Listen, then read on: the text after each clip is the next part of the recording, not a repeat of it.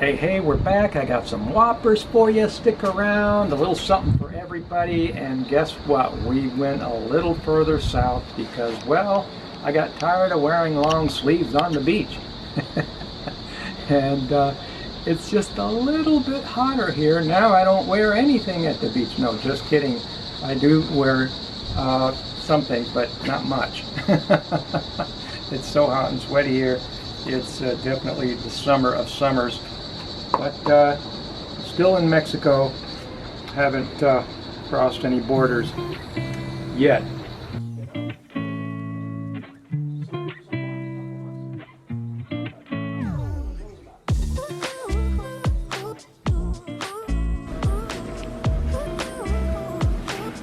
Right, I am making pasta with red sauce today.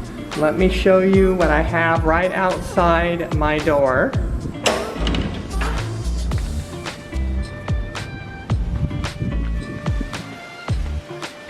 Here it is, just a couple of steps right outside my door. Oh, look at that. Frank's in the pool. Hey, Frank!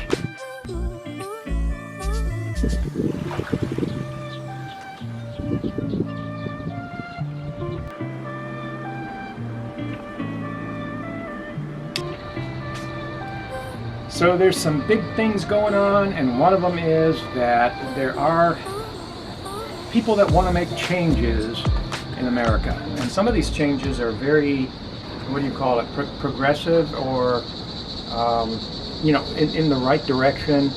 I don't really like the word progressive. It's too vague. But, like, for example,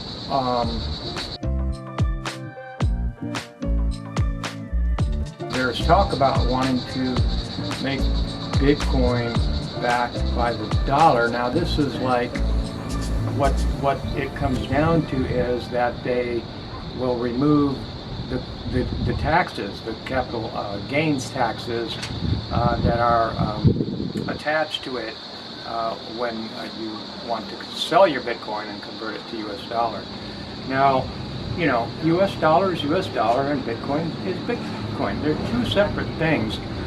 But here's the brilliance in this conversation, and you have to give it to the people that promoting this idea. You have to give them a vote for the brilliance of it, because they actually know something and they figured this out. A lot of people, maybe they kind of know this in the back of their minds, but it's just doesn't really get enough coverage and enough.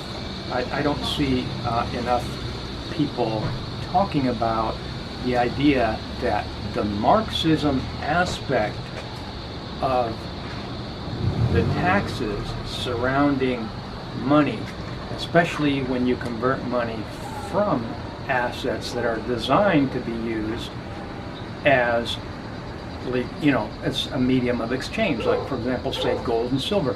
When did it become that gold and silver, which is supposed to be the only thing, you know, that the government makes as a payment for, you know, payment is gold and silver. They're only supposed to be making gold and silver coin.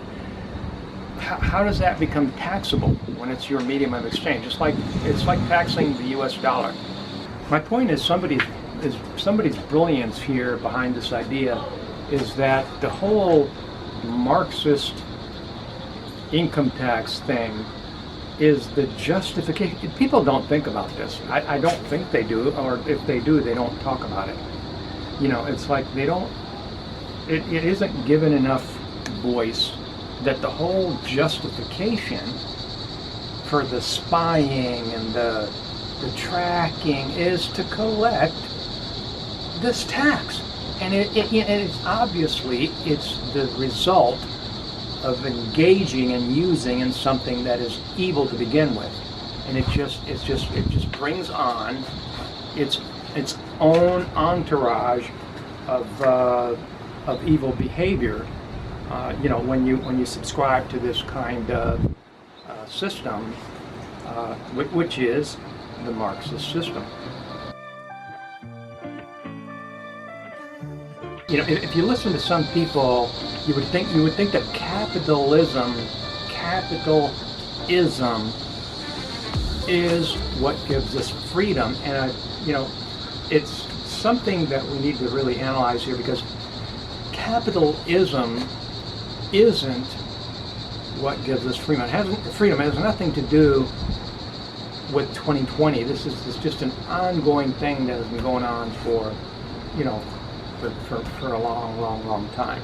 When you compare it to, for example, you say people think that they want a capitalism is the system. We wouldn't want any other isms, right?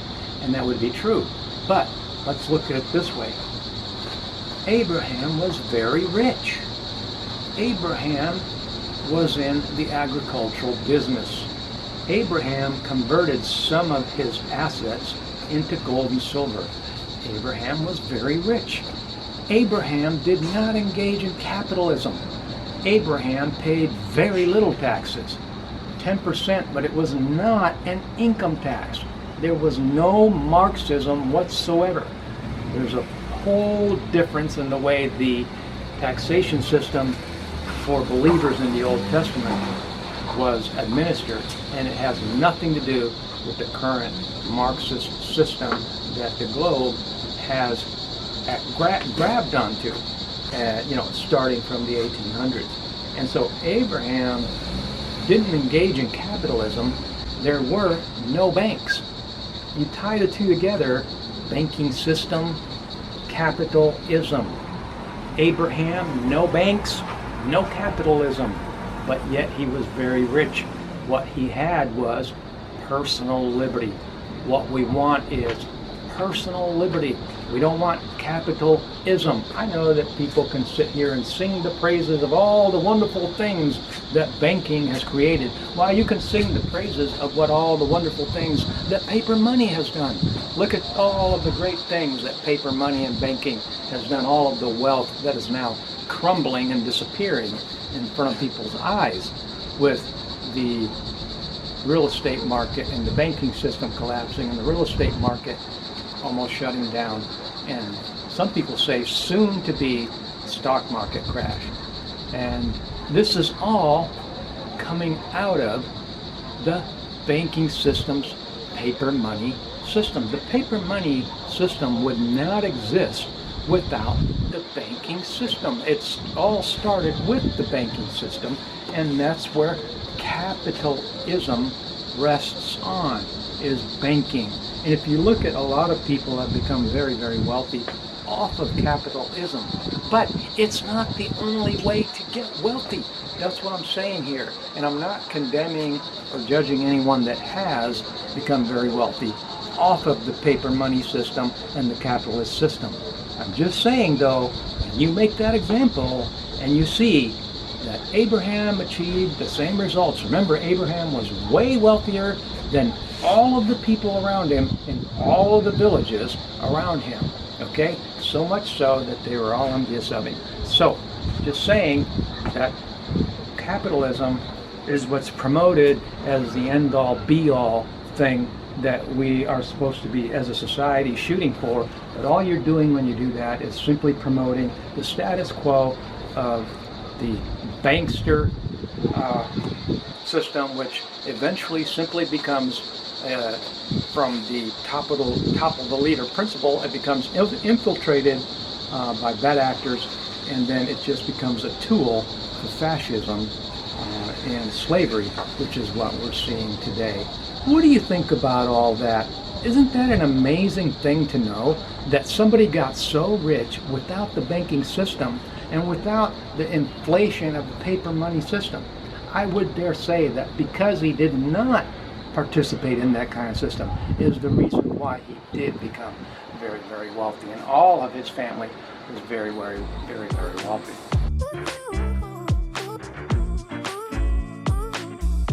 Keep your spirits up. Don't let these false ideas lead you into believing that the only options in life for a people are anything that ends in ism. If anything at all, if it ends in ism, you don't want it.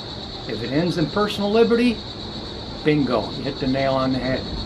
What do you think about that? Isn't that amazing? That is such an amazing thought. The next whopper is this.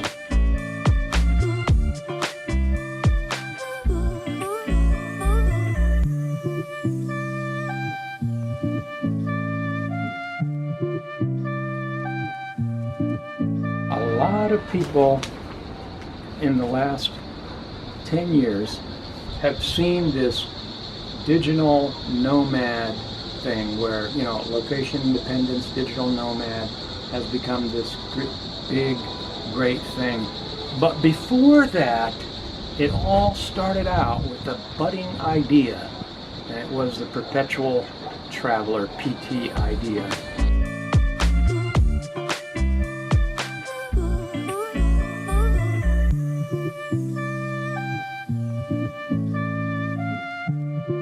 And I've got some bad news for people that are considering themselves, they want to be PTs or the original capitalist PTs. There we go with that word again, capitalist PTs.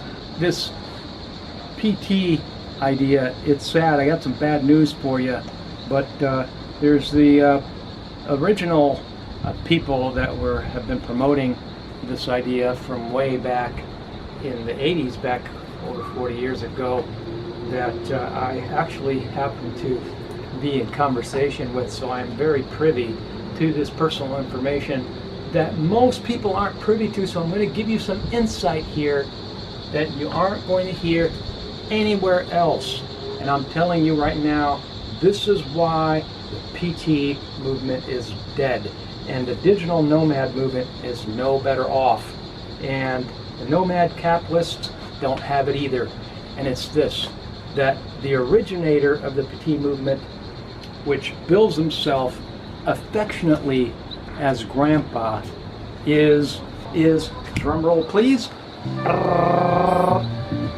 I'm sorry folks, he's vaccinated. All right, and that's the end of the video. And thanks for coming to the channel. Have a wonderful day.